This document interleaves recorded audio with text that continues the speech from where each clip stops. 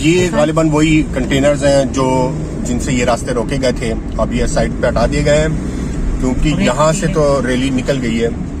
और ये हाँ, वो मैं आपको बता रहा था कि रैली हमें रेत की फुटेज नहीं बनाने दी गई, तो ये देखें ये इस तरह से रेत डाली गई थी यहाँ पे बजरी जो भी वटेवर, और ये रैली खड़ी हुई है।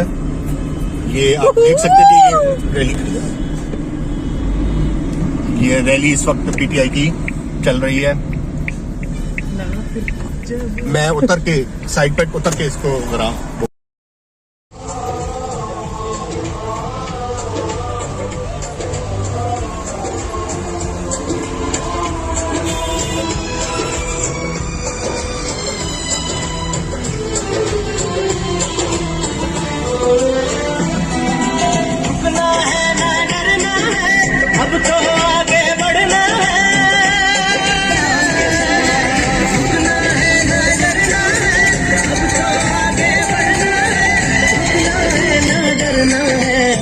तो आगे बढ़ना है, खोल दो सोच की बंद गली, साफ चली शफाफ चली, साफ चली, चलो चलो